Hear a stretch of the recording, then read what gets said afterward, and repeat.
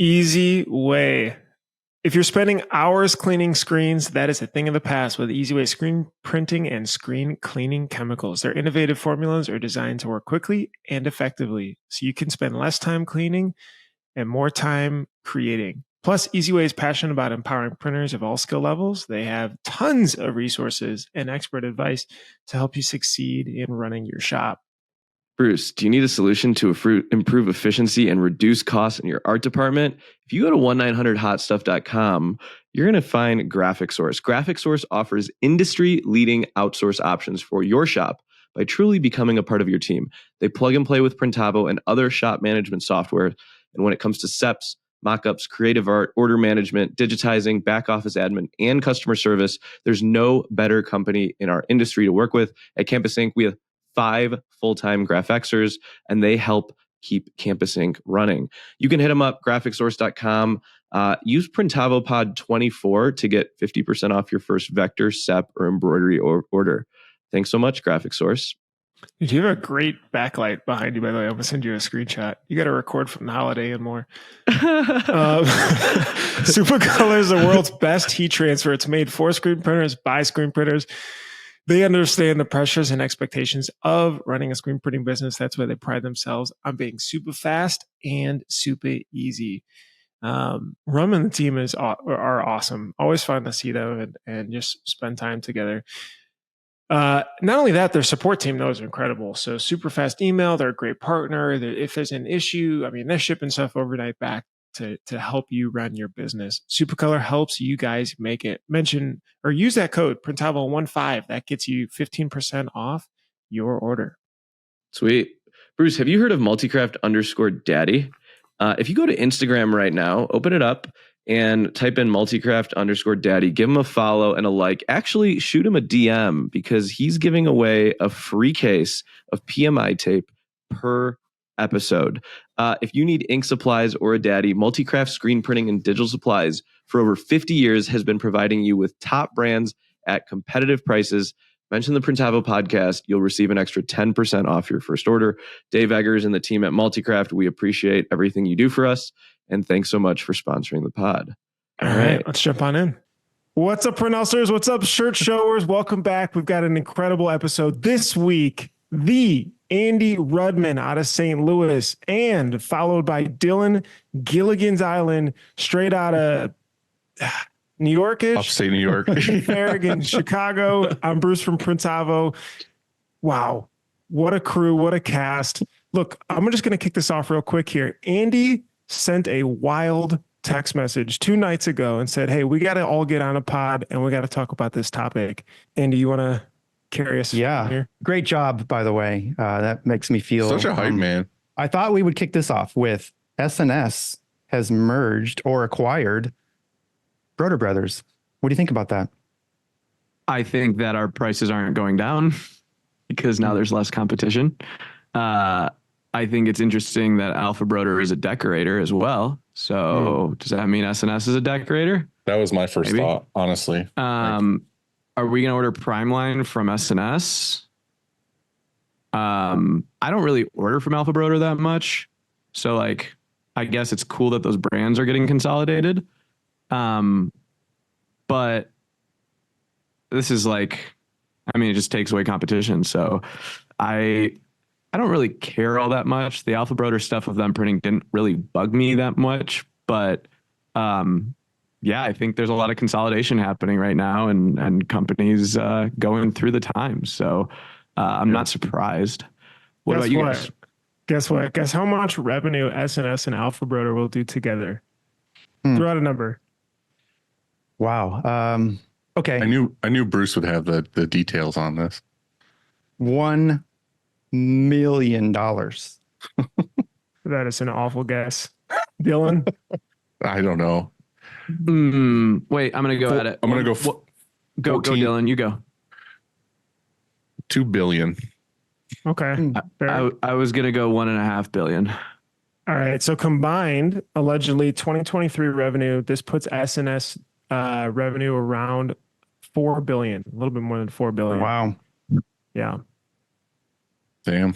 It's a lot. this year, which, there's a lot of question marks as far as what Sandmars is, but I gotta imagine it's comparable. Maybe not. I don't know. So wait, is that going to be their combined revenue? Will be Alpha and SNS combined will be for? Yeah. Mm. So the other thing that I heard, That is so much though. Wait, can we like Yeah. like that many blanks are being bought through now? Maybe they do a lot of other stuff up and down. I don't know obviously what the breakdown on Alpha Broder, right? The prime line stuff, I know Sanmar does a lot of like custom kind of things directly, more cut and sew wholesale to brands and so on, but $4 billion. Mhm. It's a huge company. Yeah, I think that strategically, it's a great move for SNS. I mean, now they're going to have more distribution centers, so for a one-day ship, for example. I don't know which ones they close because there's probably some, overlap. But it's really interesting. That I mean, this isn't the first acquisition for SNS. They've been doing this for 10 years, I guess. They've been acquiring different companies, and so they were just Chicago, if you can remember. It was just only Chicago a while back. they're from U Not of too I. long ago. Yeah. U of I grads. Mm-hmm. Do you know that? They just had, when I started, it was just SNS in Lockport or Joliet or whatever. And then Bowling, they bought, yeah. they bought what, Eva and Americana, Yeah. on like the East and the West. And so I bet you when a decade ago, SNS might have only been $100 million company. I'm curious to know the growth. That's wild. Yeah. Does anyone know if SNS is privately owned? Like, how is it owned? Like, what's the ownership structure? Is it like this is private equity? Like, I think it's private does this- equity now. It didn't used to be. Yeah, like you said, it started out different, but I think it's private equity. It's my guess. I think that's what it said. A In company the, called Clayton, like Dublier and Rice, if I'm Mm. pronouncing that correctly. So you're saying As of March 2021. I mean, I think they bought a portion of it before, and then they bought the majority in 2021. Mhm. So you're saying that the private equity guys don't give a shit about the screen printers being mad that Alpha Broder prints stuff? I thought they would take their feelings into consideration. Well, it would be interesting because when SNS bought, was it TSC Apparel or another regional, they sold off parts of it, like the parts that they didn't want. Mhm. There was a brand, if I remember reading this, there was some sort of apparel brand that they were making. They didn't like it and they sold it to some other distributor. I don't know if they say they're like, what's all this equipment in here? Dylan, Andy, do you guys know about the Delta Apparel DTG to go stuff that happened? Yeah, I heard there were several Polarises or something that went for sale after that. I had no idea Delta even did that at the time, so it was news to me. Yeah, so like DTG to go is Delta's Printful, essentially, or like print on demand for like a bunch of huge brands, and I think that shuttered. But then I also heard rumors yesterday that like Alpha Broder is getting into print on demand, and so I wonder if they are like scooping up scraps from DTG to go. Like, how crazy would it be if SNS Activewear did print on demand for us? That would be wild. Right. I don't know what's going to happen with all this stuff. I mean, we all kind of just are guessing, but I think it's, I mean, just a quick look at it for me, it seems like it's going to be awesome because I hated the fact of going to Broder for a couple things and getting the bulk of my stuff from SNS, and SNS to me has always been great and ruled and, whatever. Mm-hmm. So if now I can just get 99% of what I want to get from one place, and it's got way more distribution centers and everything else. And like you said, Stephen, like the prime line stuff, like never really affected me. I'm not like a contract shop anyway. So like, it's not like I'm fighting for that business, but do you think you'll push it more now that it's going to be under SNS's umbrella if it moves over? I think it would be easier to order promo products from them with that, through Primeline and stuff, because we do that once in a great while. But like, I just like that it's all one place. But again, like you never know what's going to happen now, because realistically, in my eyes, I only ever ordered from 3 places. I ordered from SNS, Broder, and Sanmar. And like I said, 95% of what I ordered was from SNS. So the other 2 kind of got some scraps. But now realistically, now it's down to 2. So we'll have to see what happens. Stephen, it just occurred to me that we were beta testing a DTF direct from SNS We never used it much, so we were a terrible beta site. But what they were offering was you can purchase DTF either just the film or a completed shirt. So in other words, like you can go on, order 100 shirts, put them in your cart, and then upload what you want transferred on them. And then it's just a full service, right? So it shows, you could even drop ship it to your customer, or it could just come to your shop.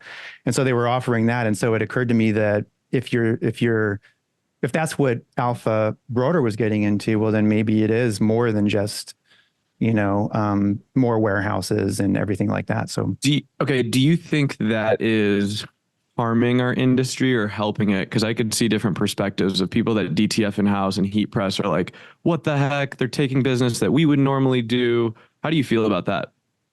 I think in my situation, we kind of had this talk the other day, especially after we listened to your guys' episode with Cole, just kind of like, what if we did want to keep downsizing, not necessarily just financial reasons and everything else, but what if we just downsized to the point where I had, say, 6-8 employees and they were all the good key employees, and we did what we wanted to do, and what we didn't want to do, we sent out. And that's kind of what you were saying, Stephen, on the thing is just like, if you were to go back, you would think to maybe outsource more than to kind of keep it all in house. So to me, it was just kind of that thought of, now if say the S&S Broder thing and they're doing DTG and they're doing DTF and even printing or whatever, like just ordering your shirts and ordering your prints all from one place and just have it delivered directly to your customer or to your shop and have it picked up is kind of like, I don't feel like doing that job. I don't feel like doing that job. And you just all order it all from there. I mean, realistically, it kind of seems kind of cool, but yeah, to all the people who are just like doing DTF at home and whatever else, it kind of sucks for them. But it's kind of, again, it all boils down to like, who was I having this conversation with? I was having it with somebody the other day where like, oh, it was TC, where I was saying more and more, I feel like we're like an agency or a customer service company that's just kind of like pulling all these things for merchandise for our clients, not necessarily like we're a print shop. So I don't know. It's just it's another tool to where we could just sit at our desks and order shit and get it done. But what about you, Andy? How do you feel? I think for the people who own DTF machines, which I would say is a pretty small percentage currently, that's changing, obviously, then maybe it does. It's not a good thing because you would consider that competition. But for the people who don't and they're ordering it in anyway and then pressing in-house, I'll give you an example. We have 300 pair of shorts to DTF heat press, and they've been sitting over there for a few days because nobody has time to get to it. Because why? It's slow. It's a process. You have to put somebody on that. We have people out on PTO, and we're just struggling to get things done with screen printing and embroidery. Now all of a sudden you have to put somebody on 300 pair of shorts, which is gonna, that takes time. And so if they could have just showed up here, done, I mean, that's a solution, right? And so it's a solution that we would consider. We would, of course, I mean, we would, if the price is right, we would consider it and it would just be done. Quality. We wouldn't have to worry about it. Yeah. I mean, I'm assuming the quality would be great, right? And so they have people on that, they're trained and they're skilled and shows up and it's done. And I think that would be a great solution. So I think it makes sense. I think that why not? I'm okay with it.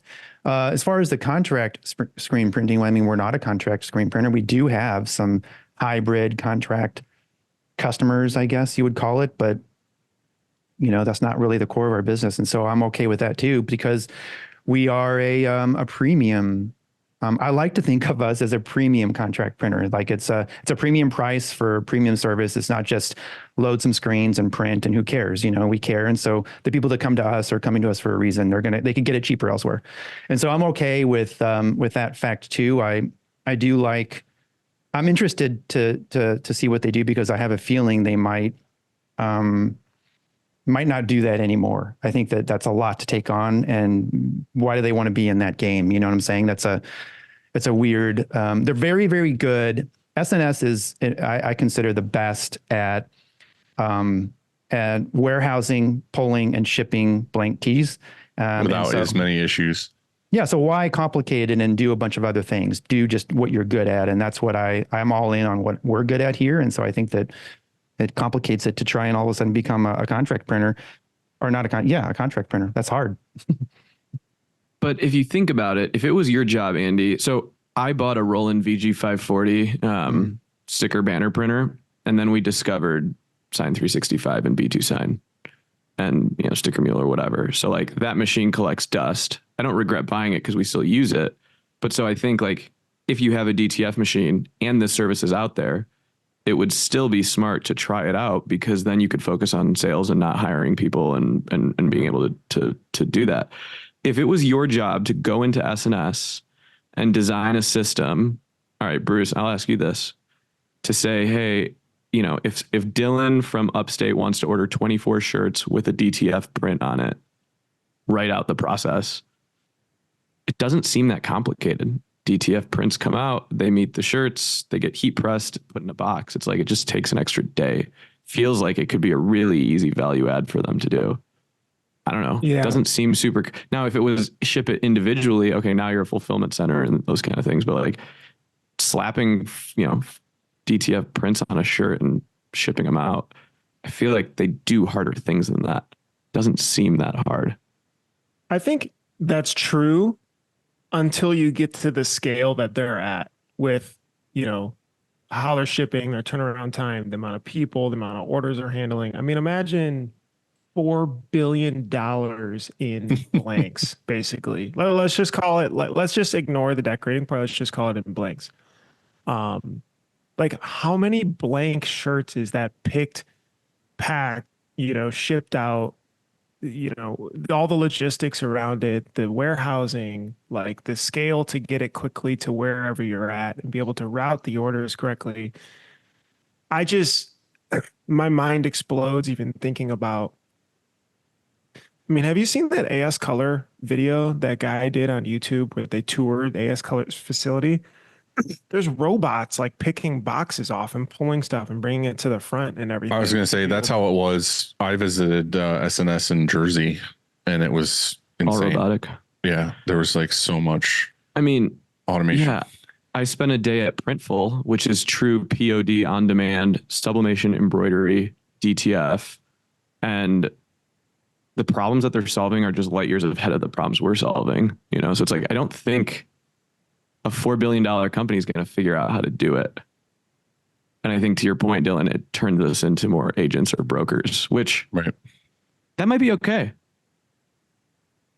I don't know. Dylan, you talked about downsizing, like, you know, thinking it through. Would you do that, Andy, at SureCon, you know, to a point where you felt either lifestyle wise was better to manage or easier to manage, or, I mean, obviously in Cole's story, it was more profitability. You're saying downsizing, screen printing, and growing, just outsourcing just, a DT. Yeah, outsourcing more. Just I'll just say it more in general, and then obviously you could pick what, you know, the shorts have been sitting there. I'm sure there's other things that are sitting there, or things that you don't want to do, or larger stuff that ties stuff up for too long, or. I don't know. That's an interesting question. I think that or people, you know, I think that's the other problem too, is like managing more and more people. Yeah, is a difficult exercise. And like I'm not downsizing. I'm just saying, like, the thought of it more and more with the way things are changing, and that was the discussion I had with TC the other day. It was just kind of like things are changing so rapidly now than they ever have. Like being a screen printer for 15 years, it was kind of autopilot for the most part. It was like, this is the formula to like get a customer, print the shirt, send it out. I feel like the last 5 years has all been like, all right, I'm going to pivot to doing this kind of outbound. Okay, I'm going to pivot to now we're doing DTF. And okay, now we're going to do, you know, send this. It's like, it's every other fucking 6 months we're thinking of a new strategy to run this business.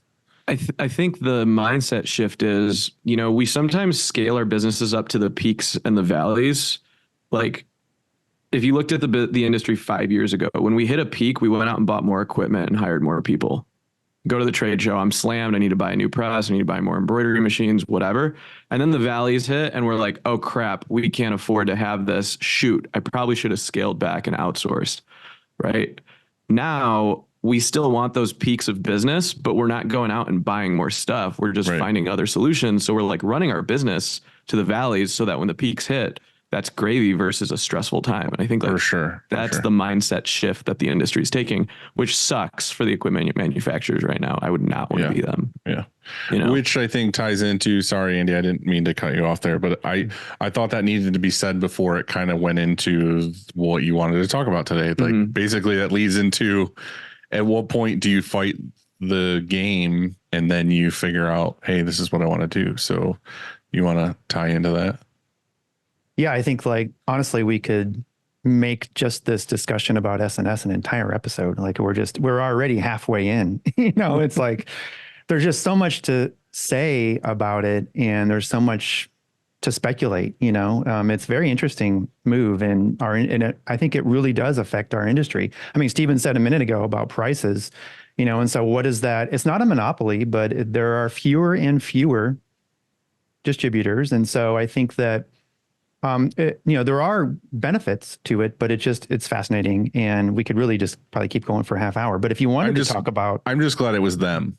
You know what I mean? I'm glad it's them that's growing. The good guy, like not sorry, they're all great people. San Martin, SNS, I have a great amount of respect for both companies, but like SNS does do things a little different. They still run that company like a family business, or at least it feels like it.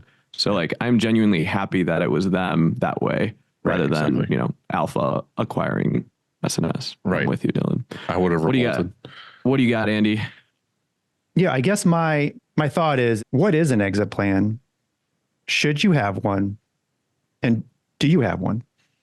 And for the longest time, I mean, I guess I knew sort of what an exit plan was. I didn't know all of the different options or anything, but I knew sort of what one was. I probably should have had one. You know, I think it's responsible. It's a responsible thing to do. Like if I were to get hit by a bus, then what happens? I mean, you explode. Besides that, what happens to this place? And so I think if you have an exit plan in place, well, then you could have legacy and your team could continue to exist. The place could continue to exist. And so, yeah, you probably should have an exit plan. I didn't have one though. I still don't. And so I'm wrestling with that. And it only is because, well, one, I had another birthday, and two, I was in a mess with my back, and it gave me new perspective, and it made me start really considering what happens after this place. If that ever happens, like, should I walk away? At what point do I walk away? Do you walk away when your trajectory is up, or do you walk away when it's down? I think we know the answer to that. I mean, it's just a difficult time. And so I have a lot of respect for people who have gone through this and who have made the decision to decide to sell, and whether it's because of burnout or I mean, whatever their reason is, I have a lot of respect, because I think another component of this is that afterwards, who are you? What is emotionally, mentally, like, what are you? What do you do? Do you just like putz around in your lawn and cut the grass every single day? Dylan, you could cut the grass every single day. I'm struggling that every day. So the question I have is, why do you think, and this could be more of a small business owners, but why do you think our type of companies, small business owners, especially in this industry, do not have an exit plan? I guess it's so fucking DIY from the beginning. And it's most of the people who want to get into it are punk kids that were in a band that started a business, and then they get to, and this is me. Like, I don't want to say I wasn't much of anything before this, but like, I didn't have a plan. Like, I went to college and dropped out because I had already started merch buttons, and I was like, fuck this place. All these kids want to do is draw anime all day. Like, I don't want to do that. And then I just started this company, and like ever since then, it's kind of grown the way I want it to. And it's like my identity now. And it's like, it's what I love to do. So like, I don't ever want to see that end. I don't want to think now like, oh, I got this thing. Let's figure out how to get the fuck out of it. I wonder if an exit plan isn't necessarily getting out of it though either. Or like, what do you guys think? Like, But is it stepping away, or is there other potential options? I'm sure there's other options. I think what Dylan said though is like we identify with our businesses so closely that we don't even understand or fathom what exit means. It's like, I've done this. This is my life. I've rebelled to create this company. It's serving me. Exit? Like what? You know? And I think to Andy's point though, and I kind of started doing this recently, and I don't remember how it started, but like after I got divorced, one of the things I was doing was like, all right, I need to change my life insurance and I need to do this and this. And I was like, I should probably create a will. And then I went and had the meeting with the lawyers to like go over like getting the will done. And I'm also, when he was talking to me about it, it was just kind of like, well, you're going to have to think about this, think about this, think about this. I was like, dude, I have no fucking idea where I'm going to be at in my life when I do say I die at old age. I'm like, my opinion on who gets my shit and where it goes and what's going to happen is going to change so drastically between now and, you know, whatever age. And he's like, no, let's just get an outline. So like, if you get hit by a bus tomorrow, like it roughly this happens, this person takes over your business, your kids get this at age, whatever, and so on. So I'm kind of thinking with this exit plan or exit strategy, it's like, do I at least get an outline to where I know roughly where I'm going to go, but the details are going to change year by year until I get there. So that's my curiosity. Like I have no plan of leaving. I have no plan of stopping, but I have no plan at all right now. So that's the scary part, is just like, what happens if you get to a point where, like in Cole's case, where it's kind of like, fuck, I got to do something. Like he was like, oh, I was fine in the winter thinking, hey, spring's going to come and be awesome. And then you got what, a couple months to decide what you're going to do for the rest of your life. So I don't necessarily want that to happen. I want to have somewhat of a plan in place to where when I'm ready, I can be like, all right, this is what I got to do. This is who I got to contact, whatever. Could an exit plan also be considered as still being on, like running the company, but not, 50 hours, 60 hours a week? I think yes and no. I think that, you and I have talked before about that Andrew Wilkinson episode. I think it was, right? Did I say his name? And, he's an advocate of hiring a CEO. He has like 25 companies or whatever, and hire a CEO to run that company. And they report to him once a quarter or whatever it is. But still, do you think it's possible, like Dylan, Steven, I mean, do you think it's possible to not wake up in the morning and still think about your business, unless you're truly exited? If you have somebody running it, do you still have that weight? Are you still carrying that business around in the back of your mind? Like, can you truly detach? That's a good question, actually. I wonder if the question that you think about is like, all right, if I think longer term, so you talked about your back, right? So going through that has really sparked some thoughts around this. You talked about, your birthday and stuff.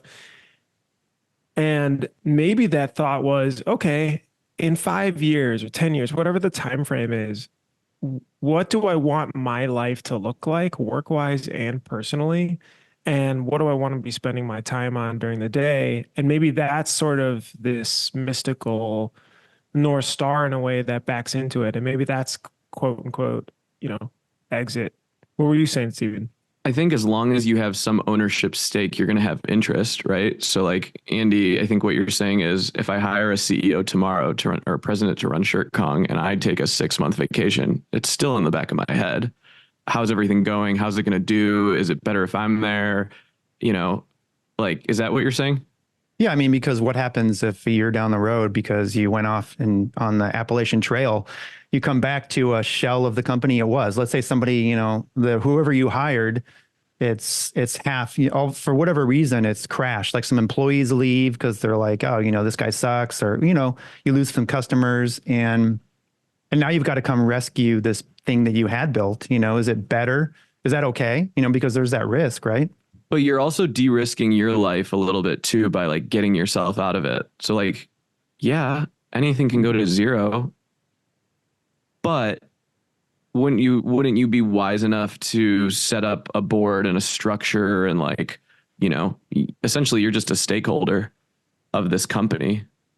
I mean, isn't that what some of the biggest, the guys that own the most, like Andrew Wilkinson, right? Like, I'm sure he has some that struggle and some that do poorly and some that do well, but like now he's a business coach and advisor, not an operator.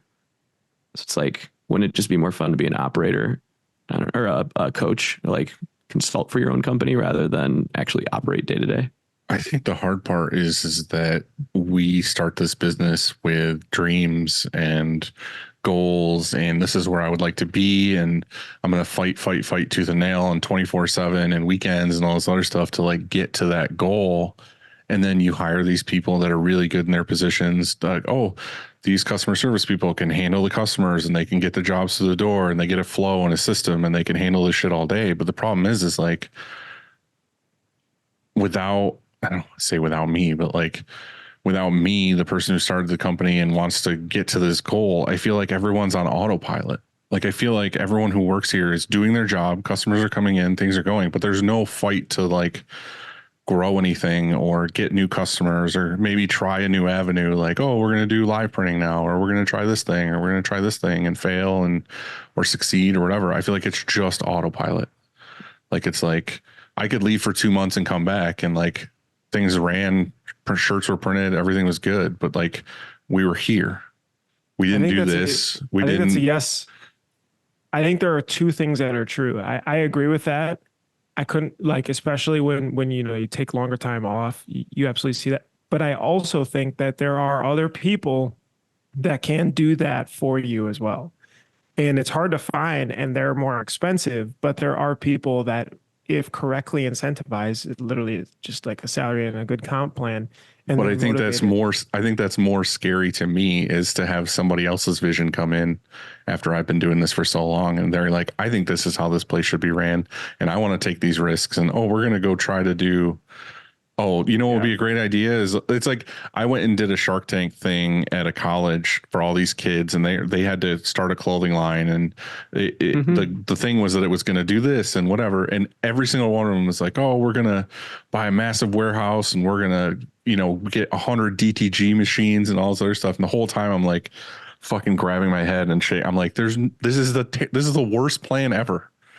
That's what I'm saying. I don't want to get someone ambitious in here and be like, this is what we're going to do, and then they're going to go the way that we know is the wrong way to go. And it's just like, I don't know. Like, I don't want to say it's my decision or my plan or my dream or nothing, but I guess the question, if we looked at Shirt Kong and Upstate from a leadership structure, you guys are like head captain, president, CEO, chief financial officer. Like, you make every big decision and everyone kind of has to follow your suit, right? And so until there is a true leader there that's not you, are you surprised? No, I'm not. But I don't ever see me getting to that point where I have another me unless I am leaving. But couldn't you say, you got the business to a point where it's generating a ton of cash and then you're just overpaying for great leadership? Yeah. You're hiring 6-figure employees as a your CFO or your head of sales or your head of marketing, like seasoned execs. I just think my goal is, again, like the whole exit strategy thing is like, I want to see out my dream or my plan for this company of what I wanted to be or do. And then I'd be like, I can just go start a lawn service now. You know what I mean? Like, I can get out of this. I can hire someone to run it. I got This is what I was trying to tell Andy before, was like, you get to a point where it kind of is autopilot and you are doing what you wanted to do. You're the fucking best print shop in St. Louis. And, everyone likes the Kong and all this other stuff. And you're doing it. You're doing exactly what you wanted to do. Why not just have somebody run the place and then you go do what it is you want to do in life, and then it just runs. You don't need to go up anymore. You don't need to go down. You're just kind of doing your thing. You're good with this. Flat is fine. Dylan, is this a product of potentially your age? I mean, do you think that exit plans sort of correlate to how old you are? I mean, I know people sell their business, or you can sell your business at any age and then start something else. Let's say you've burned out and you want to start something else. But I mean, do you think it correlates to your age? I mean, to a degree, but I also feel like, again, it's like did I reach my goal yet? I feel like if right now I reach my goal and I was like, yeah, this is exactly what we're due, we're this shop that handles all these things are great and we're flat now, then I could be like, I have nowhere to go. Like I have nowhere to grow. I think there's true. two different opinions, right? Because Dylan clearly has 95% left in the tank, right? And the way you bring it up, I could see it's like, oh, maybe there's like 60, 70% in the tank of like, yeah, I could keep going, but I'm starting to consider these other options that may make sense. Yeah, the 60 to 70% is generous of you, so I appreciate that.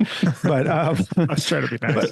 But I think what you're saying, Andy, is would you rather start thinking about it now, whether you're 95, 5, 60, or 20? Would you rather start thinking about it now, Yes. have everything in place so that Like a when business that day, plan, but a business at that plan, point, yeah. when that comes, you know, these are the 5 things I got to look for, you know, because go ahead.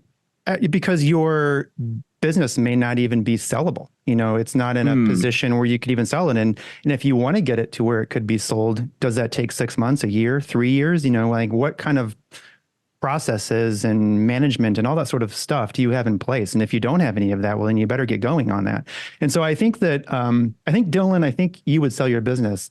I could be wrong, but if somebody walked in to Upstate Merch right now while we're on this podcast and into your office and had a checkbook out and said, hey, I will, like, what is the number I have to write on this check to buy Upstate Merch? Do you have a number, or is it always a no? Like, this is my thing. Right now it would be a no matter the number. No way. matter the number. No way. Bullshit. You can say bullshit. I smell bullshit. I can defuse. 50 million. What am I going to do? What am I going to do with $50 million? You go mow lawns. You just said it. Yeah, but then I'll be fucking bored. The rest of the lawn takes a week or two to start fucking grow. another What am I shop. going to do for a week and a half? You buy all the autos you want. And why the fuck would I start over? That sucks dick. I don't want to do that. You would. Okay. So what you guys don't get is, like, regardless of the money, I enjoy waking up in the morning, going for a walk at the lake. No, you don't, Dylan. But say hanging out here, and my fucking core friends. You're miserable like the rest of us, Dylan. No, Admit it. I'm not. I'm happy doing this every day. Dylan, I think, okay, in our world of like the investors and venture capital, they call it a life-changing experience. Like what's you know, eventually if I sold Campus Inc., what's the life-changing amount? And I think for you, this is the first time we asked you, what's the life-changing amount of money that you would sell your business for? He said greater than 50. I don't. Okay, it's $50 million, right? Fine. Maybe it's $1 million. Maybe it's $500,000. Maybe you actually don't get any money up front, but you get 20 grand a month for the next. I want the win for life ticket where I get whatever it is, $1,000 a week for life or whatever the hell that. But honestly, those are earnouts, right? Like if you got the right acquirer, they could buy the company for $2 million and give you 10 grand a month for the next 15 years, whatever. Like there's tons of ways to structure it. It's just the thing is, like, even the thought, like, for example, next week, me and Christina are going to try to go on like some kind of vacation. And the biggest struggle we're having isn't that we don't have the money to go. Like, we have the money to go. We have the means. We can fucking travel anywhere in the world. But my biggest concern is, like, what are we going to do? Like, I'm going to be so bored. Like, if we're like, oh, let's just go to the beach for 5 days. It's like, I will be bored out of my fucking skull. Like, we could write an itinerary for you where you go. I'm just saying, like, I like this. Like, the amount of money to spend is where I am now, what I'm doing. Like, I have money, I have savings, I have things going on. I'm good financially, and I choose to fucking wear Old Navy shorts, a beat up Upstate shirt, Vans, and coming to work and fucking shooting the shit with my friends and playing video games tonight. Like, what I'm hearing, that's my choice. What I'm hearing is that you're really happy and content, and that makes me happy for you. But also that there isn't really, I think that you like what you do. One of your hobbies happens to be being an entrepreneur, owning a screen printing business. It's something you like doing. And so you're talking about taking that away. Like if, you know, somebody said to Bruce, like, hey, what kind of dollar amount do I have to write on this check right now for you to never surf again? You'd be like, go, like, get fucked. Like, I like surfing. I'm not going to just give that up. I mean, it's not worth anything. Like, it's invaluable. It's priceless, in other words. And so maybe what Dylan is saying is that he enjoys right now, maybe not in 5 years or 10 or But whatever it is right now. That's what I'm saying is the circumstances change at a certain point. So say right now, my biggest enjoyment is that the people I love and care about, my best friends, are here with me. But if say they had other plans in life or they moved on or that something happened to them or whatever, and they're gone and it's just me, I'd probably sell in like 3 days. I'd be like, I'm done. Today, Upstate is close to your identity. It brings you joy. You don't want that to go away. There's not a price tag there. But if in 5 years from now, a huge company said, we want you to come be an executive here. A crazy fan blows all the Post-it notes off Dylan's desk with all right. All it's going to take is one fan to knock me down. Imagine like there's a life, like, because I think the interesting thing about it is each one of you are valuable in your own specific ways, right? And you know, there are big companies out there that would love to work with us. And so Dylan, it's like, what if Gildan was like, Dylan, we want you to be the CEO of Gildan. Well, thank you. Give me like the number 4 position. Okay. Number 4, right? Like that's all we want you to do. Right. What is it going to take for you to live well? We just need to write a check for your shop. Well, you know, whatever. Okay. All right. Give me the number 4 position. I will talk t-shirts all day long. Let me pay for me to come. And I'm also want jobs for 6 of my best friends to come with me. And we're going to live in Barbados. Let's do it. Great. That's an exit. I mean, yeah, but like I'm still in the world. Like what I'm saying is like, I don't want to exit and then start over. Like, oh, I'm going to run pizza shops now or something. Like I don't want a new career. I want to do this until my ideal goal is sitting and staring off my front porch and mowing my lawn once a week. Okay. I have a question. What this are the all become about me now, and I don't like it. Okay, maybe we'll pin this on Andy and Bruce a little bit. What are the red flags you see in shops that don't make them sellable? You said that, Andy, earlier. You said like some shops aren't sellable or there's not a lot of value there, and I think those are the red flags. Great question. Yeah, listeners might want to learn about are when you go and see a shop, what do you look for, and what are the red flags that don't make it sellable? I can share a couple. If you were buying a shop too, maybe. Yeah. I think that if our customer base only knows me and just contacts me and I go away, that probably means most of our customers go away. And so I think your business would be way less valuable, right? I mean, there's different assets within your business. Some of them is equipment, what we're printing with. And then there's also this goodwill or whatever you'd call it of your customers. That's a very important asset, right? And so if they're all contacting me, then that's a problem. And so I think account managers, you have to have account managers in place. And then,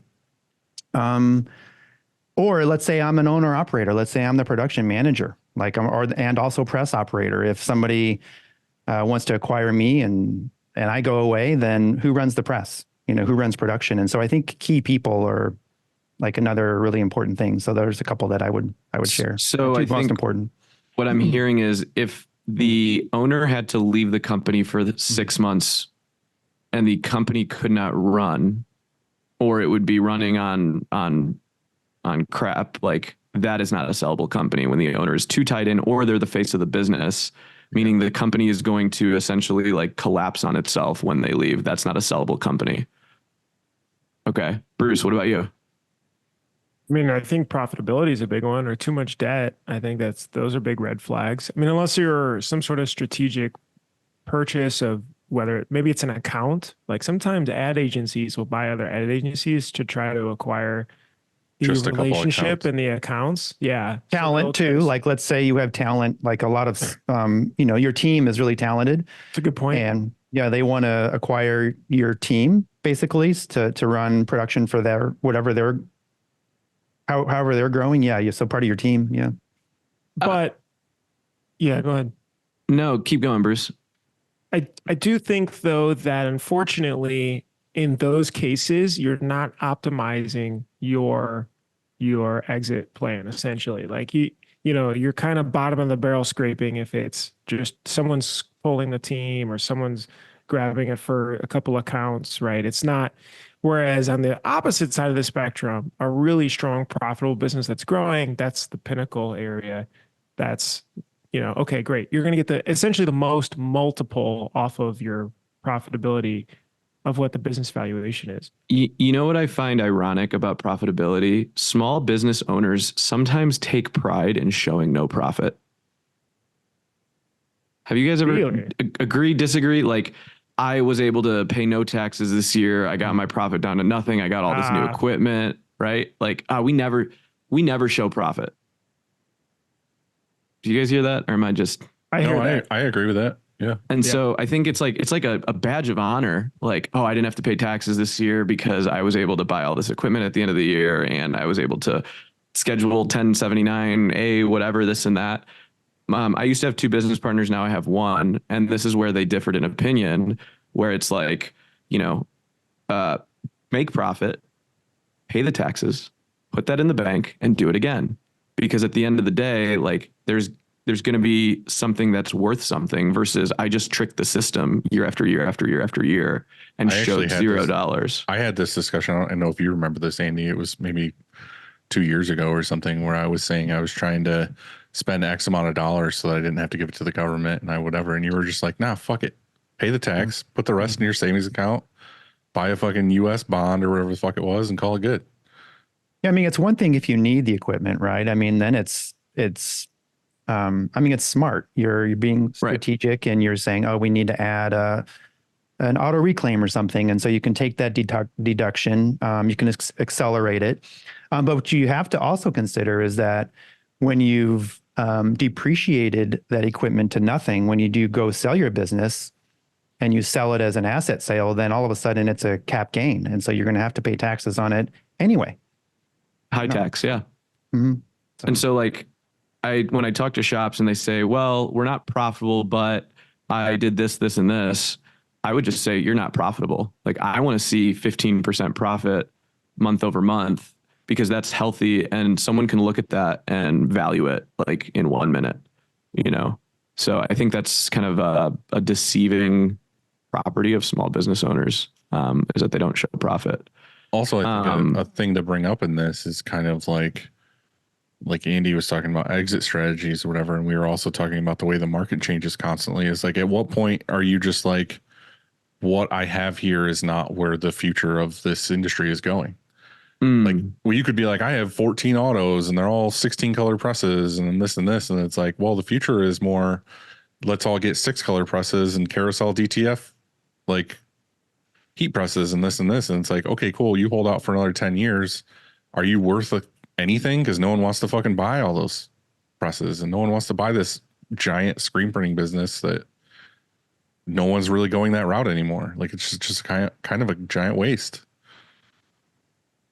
I think I think, I don't know, I guess we're coming up on time here. I don't know how long you guys have, because I feel like this could go on and on for, like, we're not even halfway, because let's keep going. We got to go for a little while. This is a pod game. There's a lot of we didn't even get really into it. I know that we don't even have like different options as far as exiting. And I coincidentally was listening to My First Million on the way in about this. They were talking about this guy who sold his company and then went to work at McDonald's.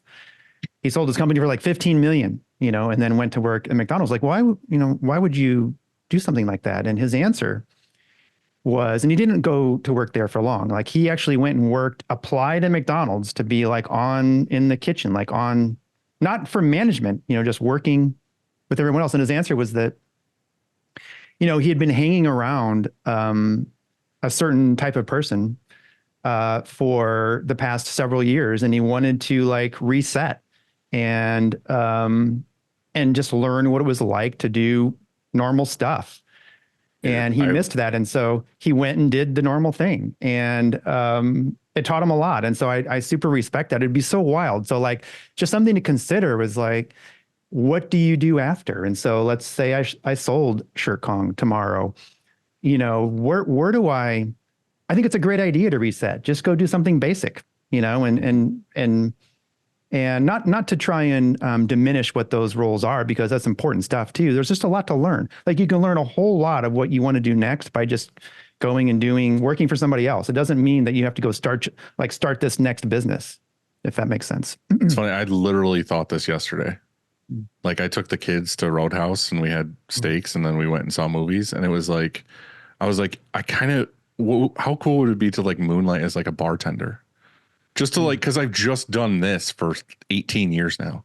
Like, how cool would it be to be like, I'm a bartender and you're that old wise bartender who people come and talk to you about things. And I've always thought too of like, I would love to learn how to weld and then like do fun projects on the side, like welding or like just doing something else like on the side. I even thought about Uber. I was like, I'll just go drive Uber to like at nights on weeknights when I'm bored and alone. I can just like drive people around and it just like hear crazy stories and shit. Like, Bruce, if we could ask you, you had an exit.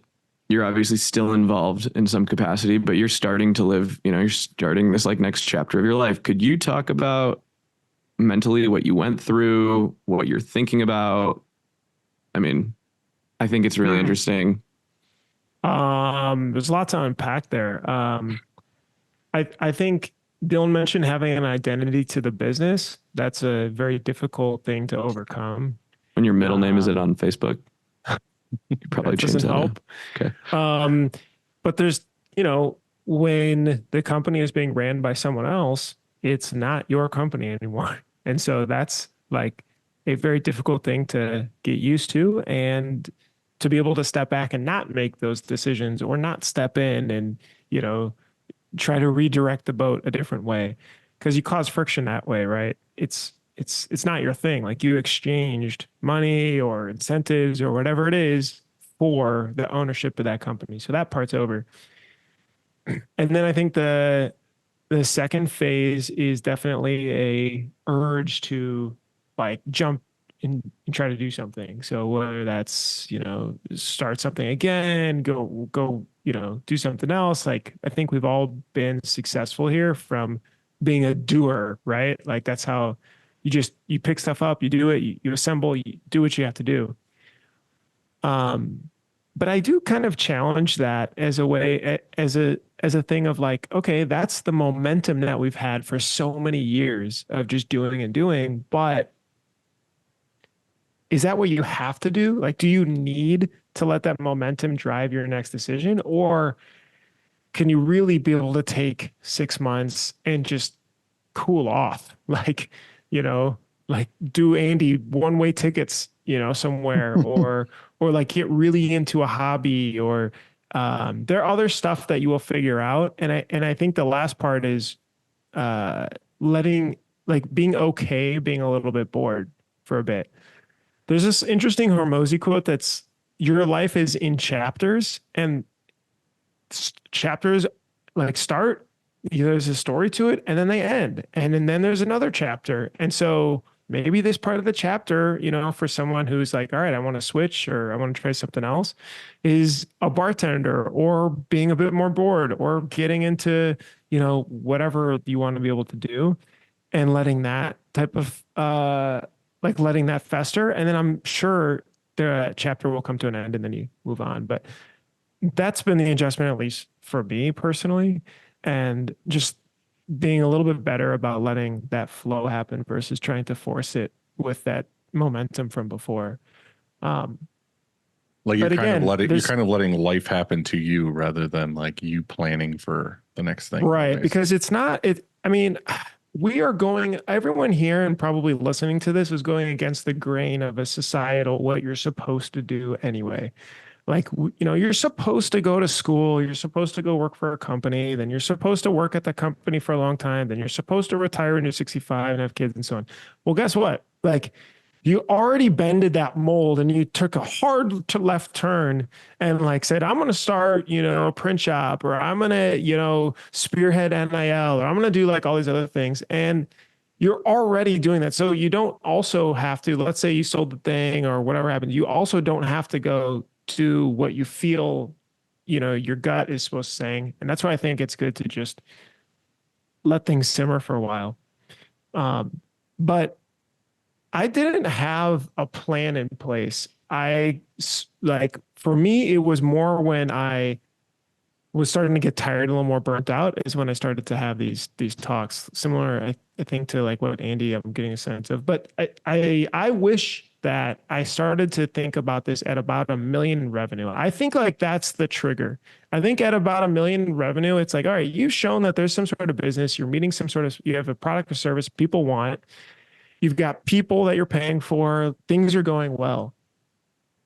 And I think that's the marker. I'm curious if you guys think that's too soon or too late, as far as maybe in 10 years, I'd want, and you write it down, but maybe in 10 years, like, this is what I want my day to day. Like, I want to be working 3 hours a day. I want to be 3 days a week, or whatever it is.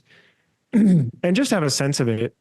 It's hard to follow it, but that goes back to what I was saying earlier, is like, what is the plan? Like, and I think that's what we need to kind of reel this in a little bit too, is like, what is, from our knowledge, what is the actual thing that we need to do? Like, how do we start an exit plan?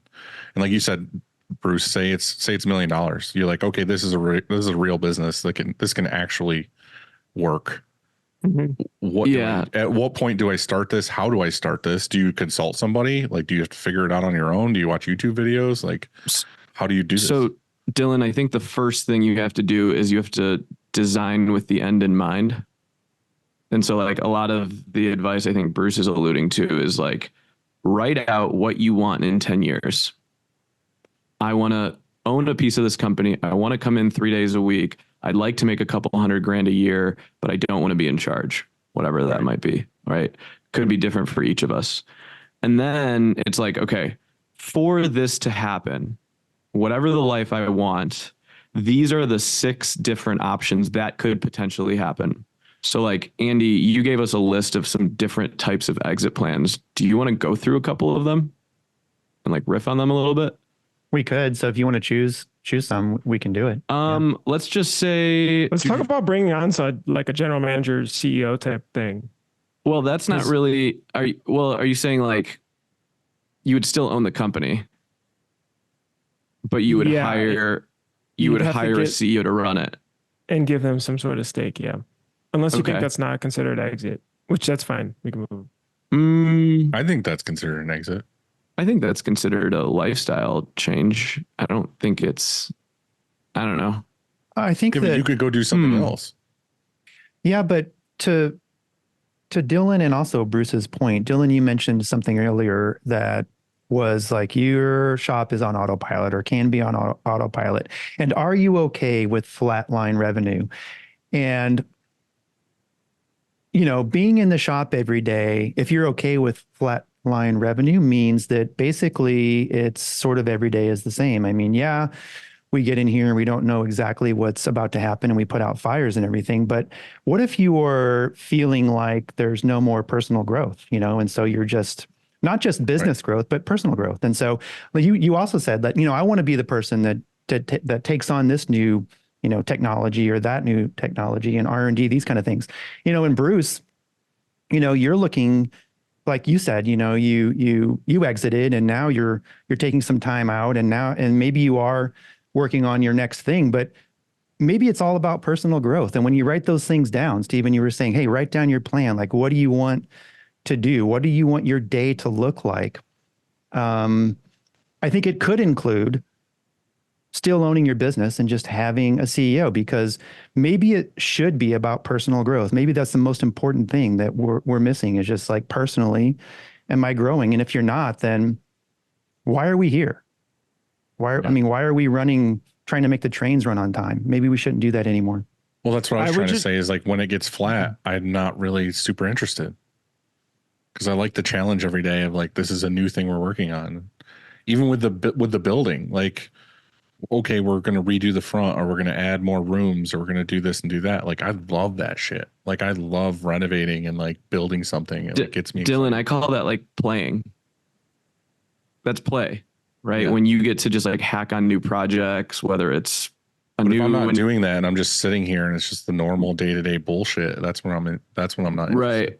So like, for me, what, I think that I have, probably 3 years. In 3 years, I don't know if I'll be qualified to be CEO at Campus Inc. And I don't think I want to be. I hope the business is at a point where we can afford to pay a really, a super great salary to a seasoned executive so that I can just play. Like, Right. I love live activations right now. I'm working on this like blank stuff in the bookstores. Like, I just want to go play. And like, Steven's in his corner, just playing over there. And you're still on the board. You still see all the numbers, but you just get to do more of what you like to do and not the day-to-day bullshit of, whatever. So I think that's one exit plan, is getting the business profitable enough to be able to pay a premium for leadership that you completely trust, so that you can still have a stake in the business, but not be a day-to-day leader. I think that's like, there's one. That's I really well think it's put. about 200K or so. I think once there's enough, maybe 250, I think you can squeeze someone that's pretty good in there. Okay. Because keep in mind, they have to grow. Like their comp is going to be based on growth. Right. So yeah. Clarify that. 200K is their salary, or is that your revenue? What do you mean 200K? Salary, probably, for a seasoned president or executive. Easily. Yeah. I think just someone that's competent enough that can step in, solve the problems like you would, and then be also incentivized and bonused based on additional profitability that they bring in at the end of the year. And that I would imagine someone would be around 200 to 250K. So you'd need that buffer in there. Yeah. Can we talk about a merger with another shop or another business? How might that work? That's what we were talking about earlier, is kind of fitting with the SNS and the Alpha thing. So, okay, I'm going to ask a personal question. Like, Dylan, Andy, have you ever thought about putting your businesses together and having ShirtCon We talk West? about it all the time, but Okay, so like, let's just say, now, really, you really only merge if you want an end result. Like, maybe one business is not profitable and struggling, one business is better at the other, there's strengths, weaknesses, and there's a good fit. Why would a shop merge? What would it take to merge? What are the things that go through your head for a merger to actually go through? And there have been some in our industry recently, but I don't know. Andy, what do you think of those? I think a merger makes sense for me in some ways. I mean, I would like it to be, I think it would be challenging for Upstate and Shirkong to merge just because of our locations. So I think if I'm looking at someone in my region, let's say, somebody that could be here, that be present. So if I'm merging, I'm looking to exit, because that's what we're talking about. I'm looking to remove myself more. I mean, yeah, maybe at some capacity, a more limited capacity, I'm playing or doing other things, or I'm here if something escalates or whatever that is. But I think that if I'm looking to exit, then a merger can make sense, because then what? Then you still get that revenue stream. You merge with somebody that's aligned with your values, whether it's your team and also your leadership. And then you cross your fingers and hope that you don't hate each other in like a couple of months, I guess. Please consider that. Like, what is a merger versus then you just selling, I guess, is the... Well, in my opinion, we've seen it. We have friends that have obviously done it, but I've seen other shops that do it, and I talk to them on the side about these kinds of things. And sometimes it's fucking awful. Like, I can tell that this was not a good idea. Or other times it works out really well. And I think the times it works out really well is when, like Andy was saying, like one of the shops is lacking. So if, say, and this isn't a true statement or whatever, but I'm just saying, like, if say me and Andy merged and Andy was really good at production, like I know Andy's good at production because he goes out in the shop and he prints and he knows how to run the press. He knows how to do all this shit, but he fucking hates sales. He hates marketing. He hates the idea of doing new things. He just wants to fucking print awesome shirts. He's really good at that. So say we merged, and that would be like, okay, my focus is going to be on sales and marketing and like doing that kind of thing. And Andy is just going to focus on production. And we both come to an agreement that I'm not going to step on your toes, and you're not going to, like, I have final say with marketing. He has final say with production. And then that's what we do. We stay the fuck out of each other's hair, and we run the company, and we grow awesome because we're both really good at those things. But what you're doing is the shared resources is how you're getting ultra profitable. Right. Right. Because correct. now And go ahead. It's a win-win, and it's not just 1 + 1 is 2. It's 1 + 1 is 3, because you exponentially grow in other words. And so you become more than just the two of you, you become more than that. Right. Like my production levels up because Andy steps in and crushes with my production and his production. And I come in and I go to ShirtKong and I say that we're going to do all this awesome, crazy marketing stuff now. And then their thing grows. Again, this is all fake, but that's how I would see it working really well. But what I see sometimes is like two shops that are in town together and they're like, oh, let's just get together. And then there's just two people butting heads because they all do the same shit. Well, I think there's also like, what kind of debt do you carry? Who's got equipment loans, right? Like there has to be, sometimes there's got to be the bigger shop probably acquiring the smaller shop. And are they doing an asset sale? Or are they getting them out of a bind? Because I think that might be maybe what happens more and more is like, I'm okay at this, but I'd rather just do it with this other company. Right. Can you guys come save me a little bit? Like I would love just a paycheck. Like I want to keep doing this. I just want a paycheck and I don't want to have to worry about everything all the time. Yeah. Do you think that shops are, I think I'll make a statement. More and more today, shops are open to merge with others because they're sick of not making a paycheck or not making a real living. Like this is what I was in business for. How much do you think of it as pride? Like, my pride's going to be hurt if, Upstate turns into ShirtKong. Then you'd be shirt show number. I've seen that before too, where I have friends with a shop and then they come on hard times or whatever. And I can tell it's a paycheck thing. And then they merge with another shop and then it's all optics of, oh, we merged and two awesome forces are coming together and we're going to be one great print shop now and all these other things. And then you hear about a month later or 2 months later that the other owner that was having a hard time with paycheck now doesn't work there and is gone and all this other stuff. And it's kind of like, oh, well, they just wanted to look good that both companies got together and now it's this mega company, but really the other one kind of like saved their ass and brought them in and whatever. It just looks better. Other exit plans. What comes to mind? Succession. So do you have kids, and if you don't, you go make some. There you go. No thanks. Bruce, get busy. I think that, yeah, so why not? I mean, you could have, I think that's really natural. I think a lot of people, I think that's in the back of a lot of people's minds. If you have 3 kids and one of them is really interested in the business and you think that they're maturing well and you want to leave it, this family business, if that's what you're going to call it, and leave it to your son or daughter, that sure is great, right? Because you can probably, you're probably going to finance it, or not you are, but your business is going to finance it. So in other words, like your son or daughter is, you agree to terms that they take less every year for 10 years, and you continue to take a lot of the profit until it's paid off. And it's never out of pocket for the son or daughter. It's out of the business revenue. And so it's succession. I mean, I think that's pretty common. And I think that type of seller financed is more and more common, right? Like no one's going to give you some crazy lump sum for your company and walk away. Like your business has to be some crazy technology that's super stable to just get all this money up front. I think it's very common for you to maybe get a small amount of money and then the business is going to pay you for the next 5 years a certain amount and like an earn out. Yeah. An earn out. Yeah. And so whether it's succession planning or an earn out, you probably for a small business are not getting crazy cash up front, right? No differently than your kid would give you a lot of cash up front. I just don't. Do you guys see it happening? I don't. No, I don't know. I think that's like the easy way out one. Like you're just giving it to your kid to give it to your kid and you're not expecting much from it. So my business partner, Jed, at the time, I was 22 and he had to put a plan together for me to buy into the company. And so he's like, okay, kid, how much money do you have right now? And I was like, I got 30 grand from selling merch in college. He's like, okay, give me that. That's a third of the equipment. Sweet. Now the goodwill, every year the business is going to pay me and the other partner, and you'll just miss out on that dividend.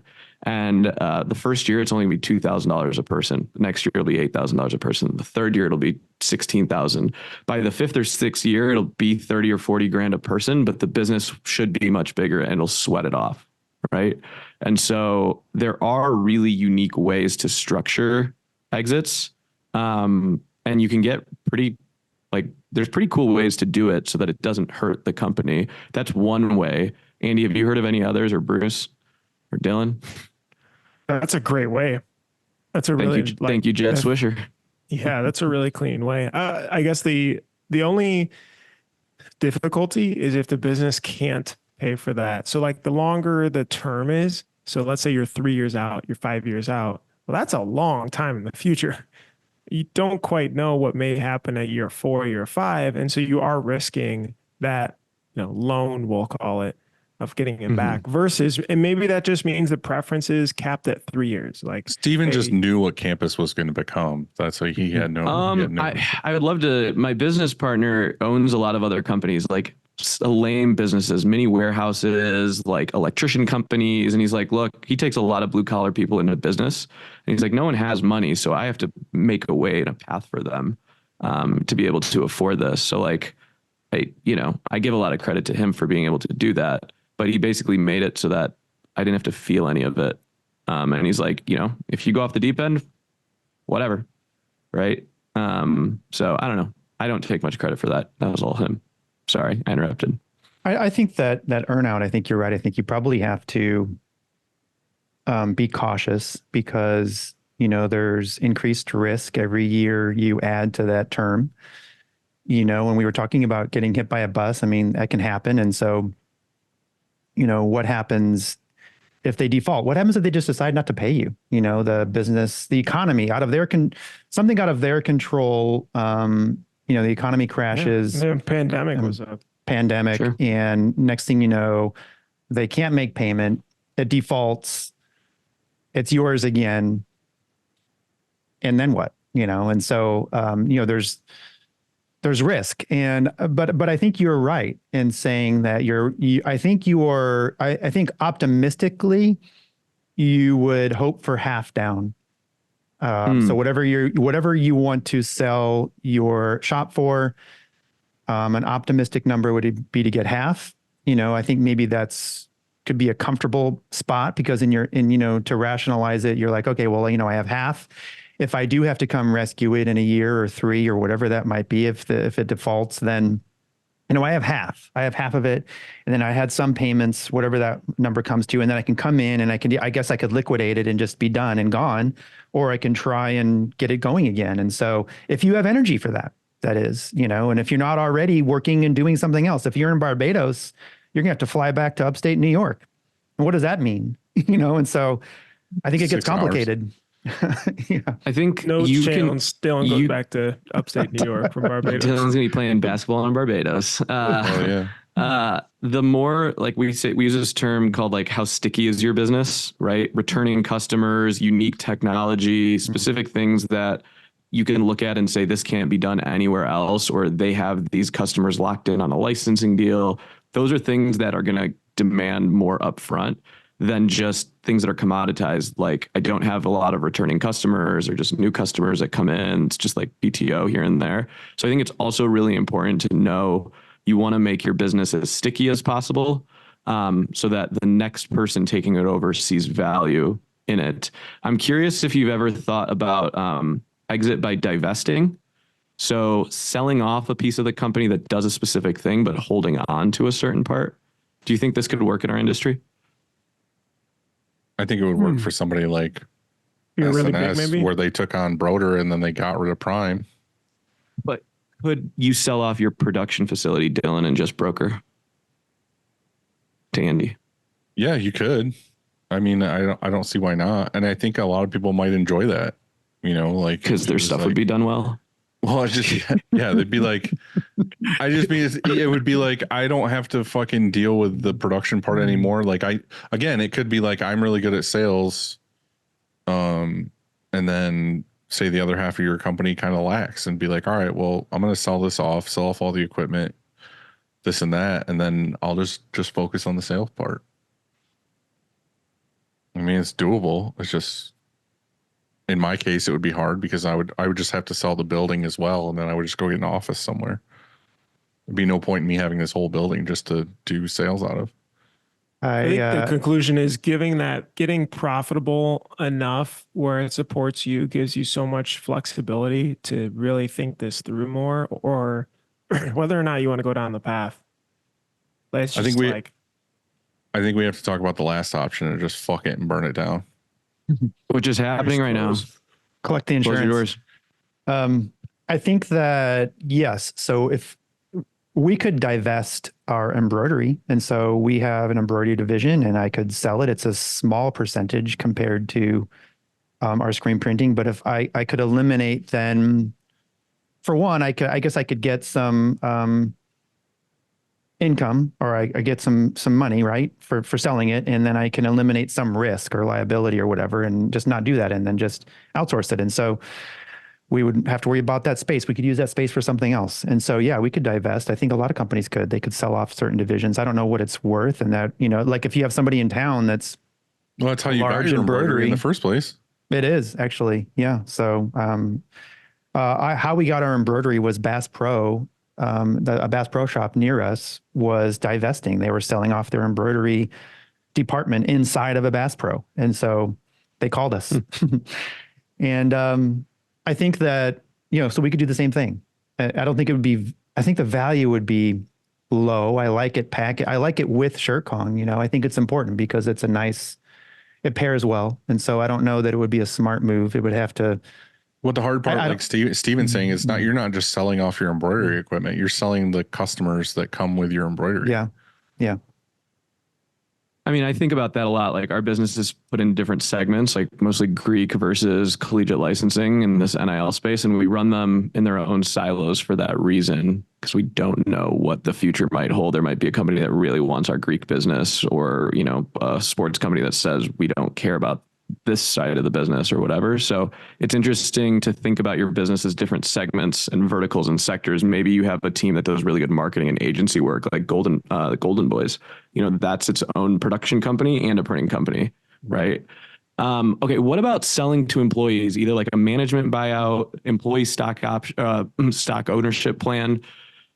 I haven't seen this done. I've only heard of like one in our industry, Parents. Have you guys thought about this? Or like Dylan, have you thought about this because you have such a good group? I have thought about this, and I thought if I was to leave, say I wanted to leave, I don't know, 2 years from now or something, but the company still ran great, and I wanted to do it because I wanted to move to Barbados and play basketball. I could sell to one of my best friends that is a manager here and just be like, all right, it's your company now, whatever. But I think if I was to do that, I know they wouldn't be able to just come up with a number that I wanted for the company. I would more be like Andy said, like it'd be cool if like you went out and got a loan, gave me a good chunk, and then I just got a paycheck for the rest of my life, or I got, buy me out in 10 years or something. Like, I think that's how I would do it. And I'd be like, all right, I'm going to go do a new thing. You guys keep running upstate. See ya. I've definitely thought of that before. That's like the only way I've really one employee though. One key employee. One or two probably. Yeah. So there's this thing called an ESOP, which is you can actually sell the business. And Andy gave us this, selling the business to employees through a trust, allowing them to become owners over time. And so essentially it's like every employee that works there owns a piece of the company, right? Is that how it works, Andy? I don't know the full exactly how it works, but I think you're describing it well. And like you said, Perrin does that, and he was on an episode where he talked about that a little bit. Yeah, Mitch was super successful with it. Mitch was the number one employee or salesperson or something there, and then the owners sold it back to the employees, and then appointed Mitch the president of the ESOP. It's like a crazy way in which it's structured, but then they have a board and. Like he's an employee of the people of the company, and they're all tied into profitability. And if there's earnings, there's profit sharing. That's super cool. Wow. I really like it. I mean, they are in theory, but my gosh. Dylan, how many autos? They run 20 hours a day, probably 30 autos. It's up in Michigan. It's the most beautiful shop. Perrin's massive. Yeah. Bruce is like, I haven't heard of this. That's when it's so good. I haven't heard that stuff. I just can't imagine like splitting it up. And maybe it is just like you're right. A key person is majority owner or all, and which is kind of just selling it to someone that you just happen to know because they are willing to take it over. but gosh, like splitting it up, because the problem I see is just not everyone cares about some sort of like equity in a business. So like some people just want a good paycheck and to maximize that. And then others are like, they're not an owner. Like they don't have as much of an owner mentality. And that is totally cool. That like, I think every business needs that sort of balance of it. So I'd be curious to know, how is that actually structured? Was it, I 90% think to that guy, or what? I think the big thing that Mitch was saying too is that the huge part of that everyone's got ownership is that they're all invested. Like their turnover is so low because everybody there has a stake for the most part. It's not like some there's random dude who hundreds just of employees. yeah, it's not like just some dude just got hired and he's just like, oh fuck this shit. Like No, you have to like vest over time, Bruce. Like there's a whole system of, how long you've been Okay, there, so how if much they you leave, make. maybe it goes back into a pool. Yeah. But you could also do something where it's partially employee owned, where you could sell 49% back to your employees. And, somehow you could get a bank to finance it if your business is profitable. I think you would create a board structure that has votes and, powers that be that do it all, but it's not unreasonable for companies to do that. Is that similar to like what like a law firm is, where, there's like you make partners and all partner? that stuff, and there's profit sharing to all the, at least that's what I see in the TV shows. I just watched Suits. That's the only thing I know about lawyers. It's a great show. Steven, do you can we move to mental challenges when selling a business? Oof.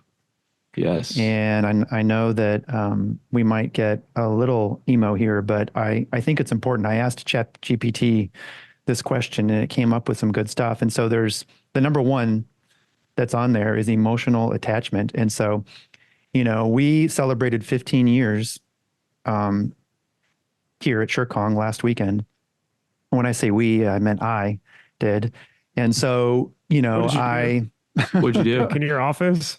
I actually came in and it was a Saturday and we ran our first overtime, not mandatory, optional overtime Saturday. And we came in and I was telling Dylan that I did. I was the first one here. It felt really good. And I was on a press for a little bit and popped a screen. Yeah, just like old times. Right. Nostalgia. So I think that, here's the thing. Like I came up with this name. As we grew and we scaled, I painstakingly chose every single expansion down to like boards where certain like plywood went and why, and the colors of things. And aesthetically, I wanted to work in a spot that felt good to be in. And so like those decisions were important to me. And they were my decisions. And this is something that I built. And now I go away and this Instagram isn't mine. This name isn't mine. The building, nothing's mine. It's like, they say you're forgotten about in 30 days.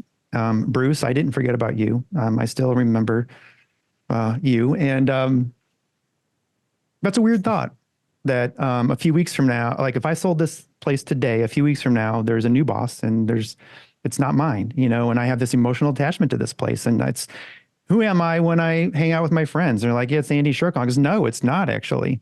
It's not SureKong. Ew, it's Andy, it's Andy Rudman. I have a tattoo. What's a Rudman? I have a tattoo right here of this place. And so like it's pretty strange to think about. Feeling it, SureKong. I have an example of this. The guy that I bought my building off from had it same kind of thing, like from younger age, grew it. He was known in town for being Hap, the guy who ran the Sportsman's Den. This place sold guns, ammo. The actual shop was an archery range. This was like his thing for forever. It was his identity, the whole thing.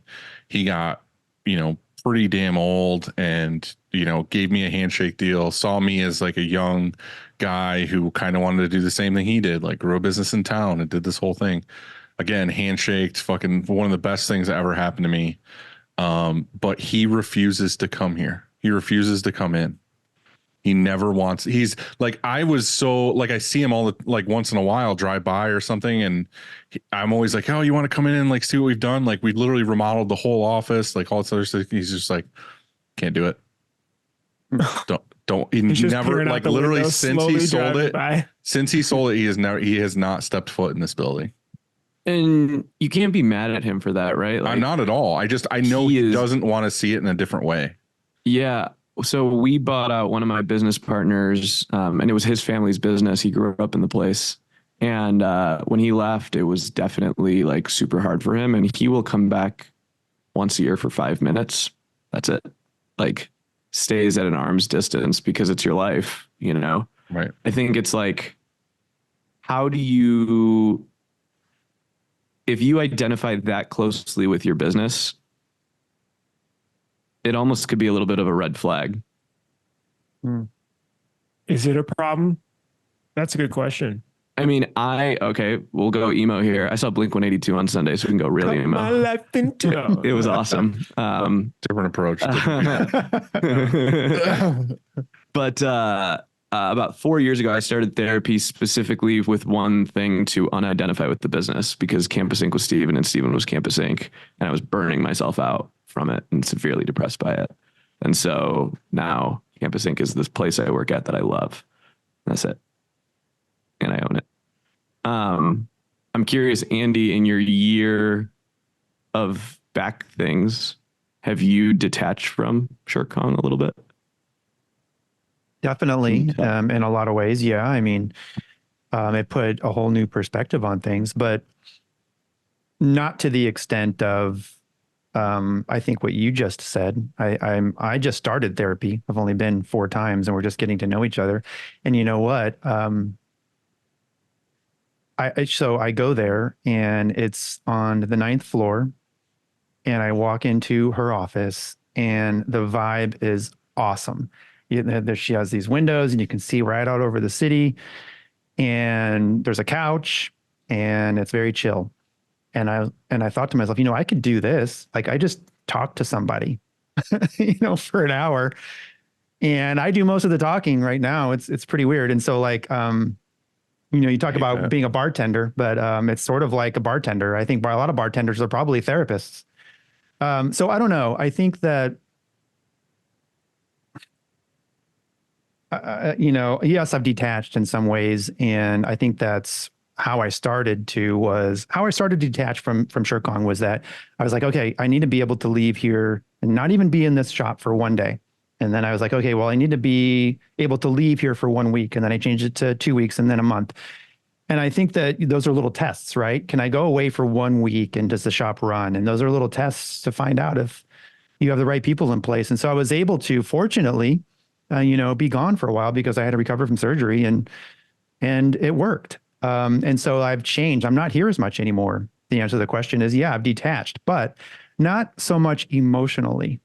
I mean, yes, I'm not here as much, but I'm still emotionally very detached. I mean, this is my place. I have control. I mean, that's one of the things that we probably like about being a founder or a business owner, is controlling certain things. We're responsible for a lot of things. And that's one of the things that ChatGPT came up with, is loss of control. So when you sell your business, you transition from being in control of a business to stepping back, and that can be difficult. And so you sort of struggle with this idea of, what am I controlling? I guess you can control like your house maybe or something, but it's so Your different. lawn. Yeah. I had that like this is The direction of the lines in the lawn. I had that the other day. It was again, like, it's me and say Bill and Brian or whatever, and like best friends, worked here for forever. I trust them to do anything. But I'm the boss. Like, I make the decisions. I say this is what we're going to do, whatever. Bill recently bought a house, and in his basement, we're going to tear it out. Like, it's lath and plaster. We're going to tear it out. He wants to put a bedroom down there, and me and Brian just offered to help him. Like, obviously, friends, that's what we do. But I found myself the entire time, and I had to apologize to them at the end. I found myself the entire time be like, Brian, why don't you go tear that wall down? And like, Bill, grab some bags over here and let's do this. And like, the whole time I was like directing them on how to do shit. We gotta stay on time. At the end of it, I was like, guys, I am sorry. Like, I did not, like, I caught myself like halfway through this being like, I am telling you guys what to do. Like, what the fuck? Like, I'm just so used to doing that. And like, I have to keep stopping myself, be like, this is not my house. This is not my things. Like, I need to just be the helper and not like, oh, you do this, you do this. Like, let's do this. This is the plan. This is how you're going to structure this room. This is what we're going to do. Like, Hard life at number one. I had to be like, I have to stop talking. Quick story is I years ago lived in a condo and we had an HOA, and they needed somebody to be president, and I mistakenly said okay, and they elected me in a meeting, and it was like not a really a big formal election or anything, but they just said, you're the guy. And I said okay, and I took it on, and it's a 2-year term. And I thought I did a good job, and that's all you can be is 2 years. And then they decided they amended our whatever HOA constitution so that I could be it again, because nobody wanted to be it. Why? Because it's a thankless job. And, you know, some of the neighbors all of a sudden didn't like me anymore because I was boss. I was boss of my neighborhood, I guess, if you want to call it. It was a condo, but I was still boss of that place. And I realized that, you know, I didn't want to be. Like, I was boss here, and when I left here, I don't want to be boss. You know, I just wanted to be like one of the people that are pissed at the fucking president of the HOA, like, fuck you. You know, like, I didn't want to be the guy that people are complaining to. Like, I had people upset because somebody's dogs are barking, and I'm like, I don't know what to do. Like, it's not, you know, that's your problem. Andy is HOA president, like driving around in a golf cart. Did you have a little, do you have a moped or a mall cop, like a Segway? I should have. Would you mind he had cutting fucking down the shrubs if you want? He had boots and a badge and fucking went door to door. So I guess my point to that is that, you know, I think once I do something else, I probably won't be in control. I don't want to have that. I think I want to be out of control. Yeah. When you have so much power and control, sometimes your defense mechanism is to actually give it up in other spaces, right? And so, like, I always think whatever I'm going to do next, I'm not going to be the number one person. I will be 2, 3, or 4. You know, like, I've had enough sleepless nights. Bruce, would you actually be the? That's why I said number 4. Yeah, would you be number 1? QuickBooks errors and I actually do think I would. Ooh. If I was active in it though. So this is the other question, right? Like, if you wanted to poke around, do something again, like, would you want to be actively the person? And if so, I think yes. Like, I did enjoy being the point person to make the decisions. But if not, because I went through this exercise to really craft like how I want to spend my time. And if not, then I would have to have someone that is able to make the decisions that I trusted. And I think that's where I lean towards, actually, more so than the former. All right. I do want to finish this off with the last thing, and I mentioned it before, but burn it the fuck down. Today, if you were like, I'm done with this, I'm over it, what do? Do you just say screw the book of business? Do you sell just the book of business? Do you sell the equipment, fire sale the equipment off? Like, how do you go about doing that too? If you're just like, I'm done, don't want to deal with this, don't want to do anything. Do you talk to a broker? Right. What do you do? I also respect that decision. I think that there's only one problem I have with that, and that is your team. I think that I would have to give everybody fair warning, and also a bridge or something to another shop here so that they're not all of a sudden unemployed. I think smaller shops probably could get away with this much easier. But I like that idea. There was this artist I once heard of that had this whole collection of art, and they were done with that phase of art, and they actually put it in a pile and burned it. They didn't even sell it. They just burned their art, and they said, you know, I don't care. I don't care about the money from this place. I'm over it. I don't want to do that again. There's musicians that, I mean, Robert Plant walked away from Led Zeppelin because he never wanted to play those songs again. He's like, I played these songs 100,000 times. Talk about Blink-182. I mean, Tom did the same thing. He's back. But for a while there, he was like, you know, I can't go to another stadium and play that fucking song I wrote when I was 21. You know, I just don't, I'm 40 something now. I don't want to do that anymore. And so I think that there's something to burning it down. That's like the notion of that anyway. It was like the discussion that we had of just like, you don't want to see someone else take your name and do something totally different with it. So you'd rather burn it down than let someone try to do that? Yeah. Or let them run it into the ground. Say they do some horrible cancel culture thing, and then you're like, cool, Shirt Kong's associated with this for forever. Yeah. So I think, Andy, the one thing that you said there is like, I'd have to have something for my employees, or I'd have to figure out like the succession planning for it.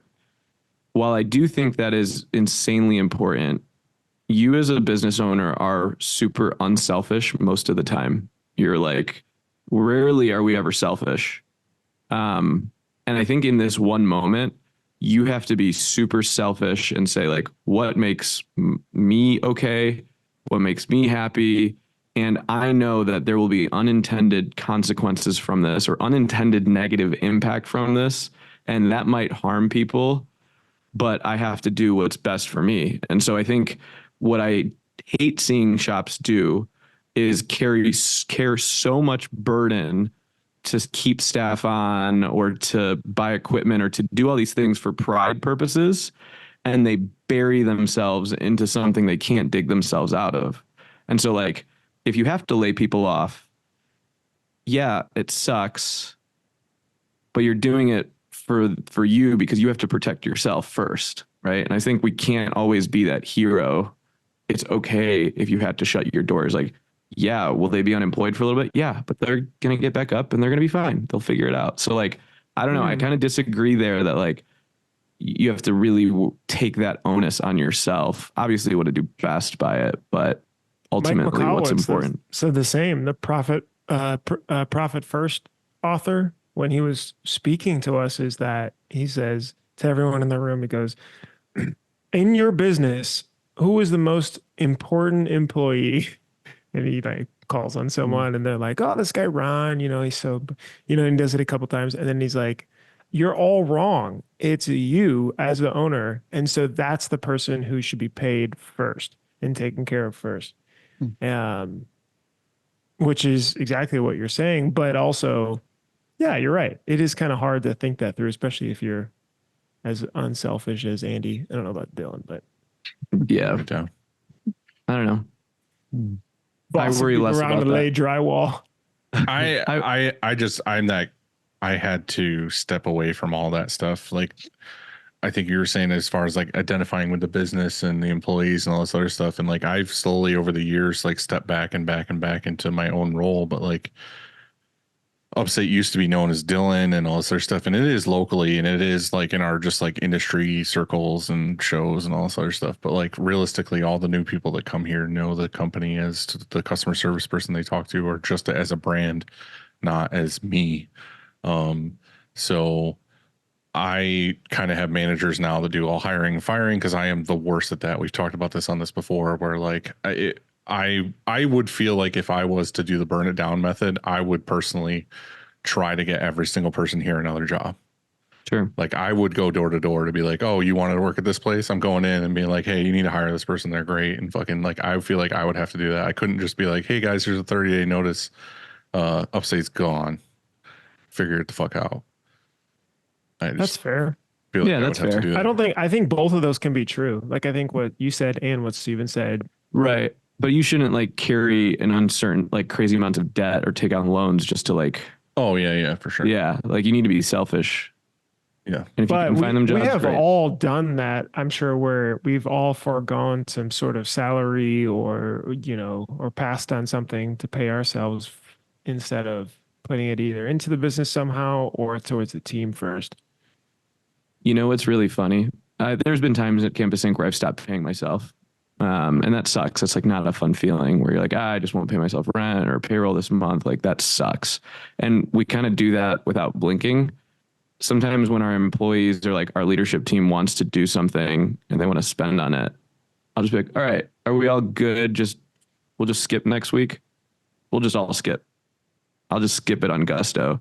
And they're like, whoa. Like, we didn't mean that. And I'm like, okay, like, we take the business to such different degrees than the people we employ. So I think we should also be slightly selfish about it. I don't know. I would never do that, but it's just kind of a funny example I always throw out. Anyways. Andy, do you want to kind of summarize this? Notes, Andy GPT. Let's go. Sure. We touched on some what is an exit plan. I think we made a really good, clear argument that you should have one.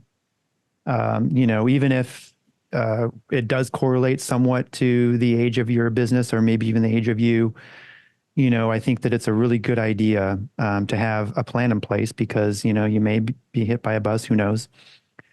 And I think that probably we also established that most shops don't because, like you said, Dylan, at the beginning, that we are DIY and we start. I mean, it was just me.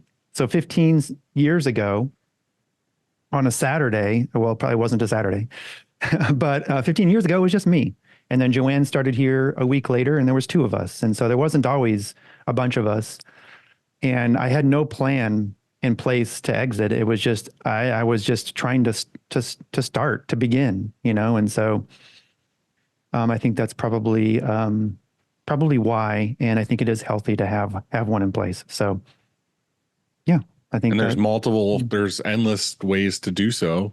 Mm-hmm. But I do really like what Steven said earlier. It's just kind of like, or I think Bruce said too, just like write down where you want to be in 10 years. Like, how do you want to do it? And then slowly figure that out over those 5-10 years or whatever it is. And it really, like, again, I have no plan. This episode's really making me want to write down, I guess, what my true goals are so that I can start working towards them instead of waiting till the last minute and be like, oh, fuck, who's going to buy this shit? Is this shop that you run every day taking a toll on you? Is it taking a toll on your family? Is it causing increased cortisol levels, your blood pressure high? Do you ever get to do anything you want to do? Do you miss out on and sacrifice like tons of opportunity? Do you work, 100 hours a week every single day like I used to? I mean, we were open every day. Like I was just trying to survive. I mean, is it all worth it in the end? Like maybe not. And so maybe you just need to be number 4. Maybe you need to merge and step away. I wanted you to say maybe not, and then have Chad end the episode. Right there. Maybe not. Just close. Honestly, that should be the intro. That should be cut into the. That should be the intro. I think there are so many. So I think since we've recorded these last couple episodes, we did one with Cole, and which I thought was fabulous for him to be vulnerable and share this. I've gotten a ton of people like reaching out. Don't take shame in being vulnerable and knowing that like my business isn't profitable today or I'm struggling with this, because I think like we're all in it together. I think if we all got to look at each other's numbers every day, our conversations would change completely, but we are all in this together. You are not alone. And there's so many resources out there to help for transition planning, succession planning, exit strategies, all that stuff. And it's okay to talk about it. It's not taboo. So yeah. That's all I got today. We'll do this again next year. This is great. We're all at. We're all gone. We're all exited. Whenever Andy has thoughts and just fires off thoughts. Yeah. We get to Bruce. again. I do want to say real quick though, I do feel like off of what Steven said, I do feel like if you're in a spot where you do feel like you're alone or you feel like your business is sucking in some way, like do reach out to people because you might be able to get it fixed. You might have someone help you get through that problem and then your business continues and is awesome. Like, I feel like too many people get lost in a certain way and they're like, well, fuck it, it's gone, because they don't reach out. Like, think of all the things that we figure out together in our text groups or whatever, or how we get through things, or we say shit that's going wrong. And then it's like, well, actually, do you think about this? And let me put you in contact with this person and so on. So like, I think you should reach out one way or another to feel like if it's a good time to get out or if it's a good time to just pivot and do something different. Yeah. These are great topics, especially because so many things are covered or like how great things are. And so to showcase the other sides that's powerful. Dylan, my guy. Andy. Steven, Bruce, it's been real. Appreciate, man, I think it's a couple hours almost. But Bruce, please take us out. All right, shirt showers. Thank you guys so much. Print Hustlers, we appreciate you as always. We're so excited to see you guys on the next week's episode of Shirt Show Print Hustlers podcast. I'm Bruce from Printavo signing off. Steven from Campus Inc., Mr. Gilligan, and Andy Rudman. Bye, guys. Bye, guys. Thanks so much for listening. Hopefully that was informative. Don't forget to subscribe. Don't forget to like. Don't forget to hit the bell for notifications if you enjoyed this video. If you enjoy all the stuff we're putting out, it's really helpful. We love to just be able to see it. That means that we're doing a good job. To subscribe, hit the bell for notifications, and hit the like button. And I'll see you in the next episode. Bye.